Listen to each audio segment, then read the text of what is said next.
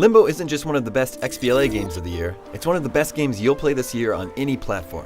The first effort from an indie studio called Playdead, Limbo is a 2D puzzle platformer with incredible visuals. Its film noir, black and white graphics create a very tense and creepy atmosphere.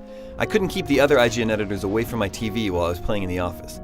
The animation is fluid, the sound design is amazing, and it's one of the most unique games I've played in some time.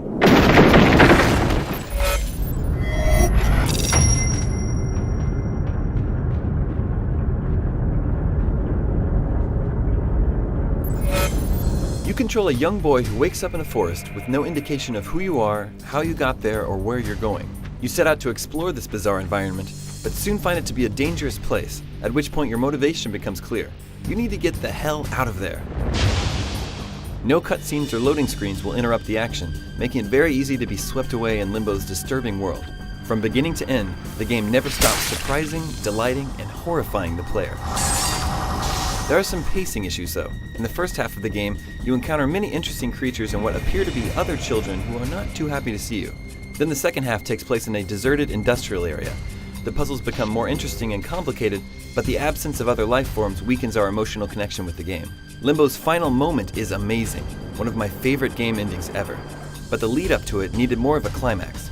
You work your way through the second half of the game conquering increasingly dastardly puzzles, and then the journey ends without warning.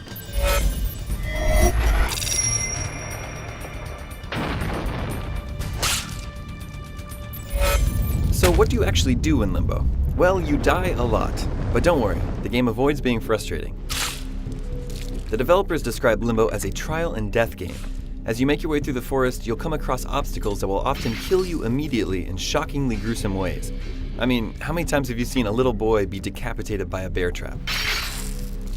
But after your death, you'll restart right before the trap and have to figure out how to get around it. Discovering and solving these puzzles for yourself is what Limbo is all about. So I'll just say the game is very clever and eventually becomes quite challenging. You'll be hooked the entire 5 to 6 hours it takes to reach the end. While this may sound short, I'd say a short game that is amazing from start to finish is better than a longer one that overstays its welcome. There is a leaderboard that tracks your completion percentage, but the developer really missed an opportunity to build robust leaderboards that track all kinds of stats like number of deaths and completion time.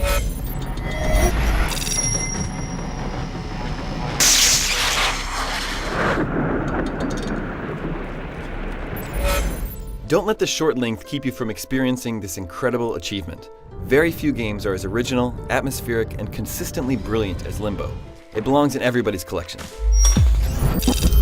So in other words, download it right now. It's one of my favorite games ever. For more on Limbo, head over to IGN.com.